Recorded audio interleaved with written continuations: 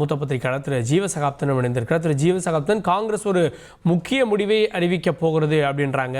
அதற்கு முன்பாக திரு ப சிதம்பரம் அவர்களும் திரு செல்வ பெருந்தகையும் முதலமைச்சரை சந்திக்க போறாங்க. காங்கிரஸ் ஒருவேளை வெளியில வருதோ?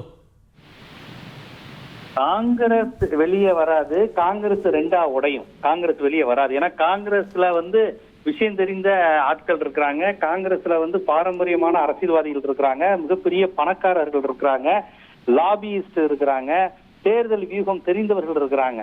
அதனால காங்கிரஸ்ல ஆர்வ கோளாறுகள் மட்டும் இல்ல, கொஞ்சம் விஷயம் தெரிஞ்சவங்க. 1952 இருந்து இந்தியாவினுடைய அரசியலை பாக்குற ஒரு கட்சி. அதனால வெளியே ஒரு எந்த சீட்ல எம்எல்ஏவே இல்லாத ஒரு சூழலை காங்கிரஸ் கட்சி விரும்பாது. மக்கள் நல கூட்டணி அமைச்சு இவங்க தனியா ஒண்ணு போனப்ப எம்எல்ஏவே இல்லாத நிலை கம்யூனிஸ்டுகளுக்கு ஆச்சு. காங்கிரஸ்க்கு அப்படி ஒரு நிலை இதுவரை வந்ததே கிடையாது. 52 இருந்து அவங்க சட்டசபையில இருக்கிறவங்க. அப்படி இருக்கிறப்ப அப்படி ஒரு அவங்களுக்கு தலையில அவங்களே மண்ணலி போட்டுக்குவாங்களா? அப்படி ஒரு பிரச்சனை ஏதாவது வந்துச்சுன்னா டெல்லி காங்கிரஸுக்கு தமிழ்நாடு காங்கிரஸ் தான் யாருங்கிறது புரிய வைக்கும். ஒரு தமிழ்நாடு ஏற்கனவே காங்கிரஸ் ரெண்டா உடைஞ்சது என்ன, தமிழ்நாட்டுக்கு என்ன புதுசா? மூப்பனார் உடைச்சிட்டு போய் ஜெயிக்கலையா? டெல்லி ஜெயலலிதாவோட கூட்டணின்னு சொல்லி இல்ல நாங்க ஜெயலலிதாவோட கூட்டணி வைக்க கூடாது நரசிம்மராவோட சண்டை போட்டு இவங்க மூப்பனார் எல்லாம் தனியா நின்று மிகப்பெரிய அளவுல ஜெயிக்கலையா? காங்கிரஸ் ஒண்ணுமே இல்லாம போகலையா? அவர் திருப்பி ஒண்ணும் சேரலையா? அல்ல காங்கிரஸ் கட்சிக்கு 2ஆ 3ஆ உடையிறது பிரச்சனை கிடையாது. ப சிதம்பரம் தனியா உடைஞ்சிருக்காரு, மூப்பனாரு தனியா உடைஞ்சிருக்காரு, திண்டிவன ராமமூர்த்தி தனியா உடைஞ்சிருக்காரு, வாழப்பாடி ராமமூர்த்தி தனியா உடைஞ்சு தனியா போய் நின்று இருக்கிறாரு. அதனால ராஜீவ்காந்தி பேர்லயே தனியா ஒரு கட்சி ஆரம்பிச்சாரு. அதனால காங்கிரஸ் கட்சி உடையிறது பெரிய விஷயம் கிடையாது. உடையிற கட்சி தேசிய கட்சியோட வலிமையா இருக்கும். அதான் தமிழ்நாட்டினுடைய ஹிஸ்டரி. இந்த வரலாறு எல்லாம் ப சிதம்பரத்துக்கு தெரியும். சந்திக்க போறாரு. நீங்க இத அதோட தொடர்பு படுத்தி தான் பாக்குறீங்களா? இப்ப அவங்க ரொம்ப டெல்லி காங்கிரஸ் புரிஞ்சுக்காம இருந்தாங்கன்னா ப சிதம்பரம், செல்வ பெருந்தகை, பீட்டர் அல்போன்ஸ், இதயதுல்லா, கோபண்ணா இப்படின்னு இவங்க இந்த மாதிரி ஒரு விஷயம் தெரிஞ்சவங்க இருக்கிறாங்கல்ல காங்கிரஸ் கட்சியில, அவங்க இப்படி விஜயோட போறதெல்லாம் விரும்ப மாட்டாங்க. அது ஒரு என்ன சொல்றது, ஒரு எலைட் டீம். அது இப்ப நான் சொன்ன தலைவர்கள்லாம் எலைட் தலைவர்கள், எலெக்ஷன் நிலவரங்கள் தெரிந்த தலைவர்கள். அவங்க போய் இந்த முயற்சி, இந்த காமெடி, இந்த மாதிரியான விஷயங்கள்லாம் பண்ணி பார்க்க மாட்டாங்க. திமுகவை பழி வாங்கணும் அப்படிங்கிற முயற்சியெல்லாம் ஈடுபட மாட்டாங்க. எலெக்ஷன்னா நிக்கணும், ஜெயிக்கணுங்கிற அந்த உணர்வு உடையவர்கள் அவங்க. அதனால அவர்களுக்கு தெரியும் எது எப்படி அணுகணும்னு. அதனால போய் எத்தனை சீட்டு வாங்கி ஒண்ணும் இல்லாம போறது முக்கியமா, நிக்கிற சீட்டு ஜெயிக்கணும்னு முக்கியமாங்கிறதெல்லாம் ரொம்ப முக்கியம். ஏன்னு கேட்டீங்கன்னா இப்ப பாத்தீங்கன்னா பிரேமலதா, ஓபிஎஸ்ன்னு ஒரு மாதிரி கூஞ்சு போய் ஒரு எக்ஸ்ட்ரா லக்கேஜ் மாதிரி ஏறிக்கிட்டு இருக்கு லாரியில. இப்ப காங்கிரஸ் கம்மியான சீட்ல நின்னா கூட நிக்கிற இடம்லாம் ஜெயிக்கும். விடுதலை சிறுத்தைகள் எல்லாருமே நிக்கிற இடம் மேக்சிமம் ஜெயிக்கக்கூடிய வாய்ப்பு வந்துருச்சு. இப்ப பிரேமலதா இருக்கிறாங்க, திமுக இருக்கு, அவங்க 2 இடதுசாரிகள் இருக்கிறாங்கன்னா வட தமிழகத்துல அது விடுதலை சிறுத்தைகளும் சேரும்போது வலுவாகும். தென் தமிழகத்துல ஓபிஎஸும் இருக்கிறாங்க.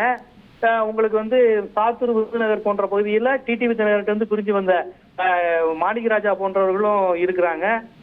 இந்த மாதிரி இப்ப அது போக ஓபிஎஸ் புரிஞ்ச இவங்க ஆல்ரெடி தென்காசி போன்ற தொகுதியில ஏடிஎம்கே ஜெயிச்சுட்டு இருந்த கேண்டிடேட் எல்லாம் டிஎம்கேக்கு வந்துட்டாங்க. அப்படி இருக்கிறப்ப இருக்கிற இடம் இப்ப உங்களுக்கு ஓவரால் ஓபிஎஸ்க்கு என்ன செல்வாக்குன்னு பார்க்க கூடாது தமிழ்நாட்டுல. அந்த பர்டிகுலர் 13-14 தொகுதியில என்ன குண்டு வைப்பாரு, யாரை வெடிக்க வைப்பாரு, யாரை ஓட வைப்பாருன்னு தான் பார்க்கணும். அதுதான் எலெக்ஷன் ஸ்ட்ராட்டஜி. அதுதான் காமராஜர் காலத்துல இருந்து கலைஞர் காலம் வரையும் பார்ப்பாங்க. அதனால இது எல்லாமே அங்க கொங்கு நாட்டுல ஈஸ்வரன் இருக்கிறாரு.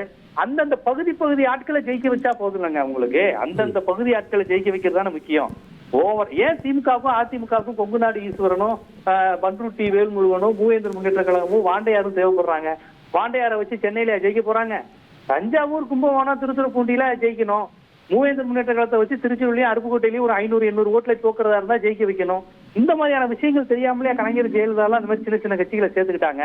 அதனால சின்ன கட்சிகளை சேர்க்கறதுடைய பலம் என்னன்னு கலைஞருக்கும் தெரியும், ஜெயலலிதாவுக்கும் தெரியும், நம்ம முதலமைச்சர் ஸ்டாலினுக்கும் நல்லா தெரிஞ்சிருக்கு. இந்த மாதிரி நேரத்துல காங்கிரஸ் உடைச்சுக்கிட்டு விஜய் மாதிரி கட்சிட்டு போறது முழுக்க தோக்குறதுக்கு தான். வேற என்ன, 100 சீட் வாங்கினாலும் ஒரு சீட் கூட ஜெயிக்க முடியாது. இங்க இப்ப உடைச்சு போனாங்கன்னா சமீப நாட்களா அதிக சீட்ல நின்னு பெர்சன்டேஜ் காட்டுறத காங்கிரஸ் விரும்புதோ? ஏன்னா பீகார்ல தான் நடந்தது. இப்ப என்ன நடந்துச்சு? ரிசல்ட் என்னது? ரிசல்ட் இவங்களும் தோத்து மாநில கட்சியையும் அண்ணகாவடி ஆக்கிட்டுல விடுறாங்க. தமிழ்நாட்டுல திமுகவை அப்படிதானே அதிக சீட்டு வாங்கி தோக்கடிச்சிட்டாங்க. 2006, 2011, 80ல திமுகவையும் தோக்கடிச்சு இவங்களும் ரெட்டை இலக்கம் கூட போகாம 5 சீட்டு 8 சீட்டு. இப்ப பாருங்க, போன முறை அழகா ஸ்டாலின் கொடுத்தாரு 25 சீட்டு, 18 சீட்டு ஜெயிச்சிட்டாங்க. ஸ்ட்ரைக்கிங் ரேட்டு நல்லா ஏறி இருக்கு. அப்ப நிக்கிற இடம்லாம் ஜெயிக்க முடியுது அவங்களால.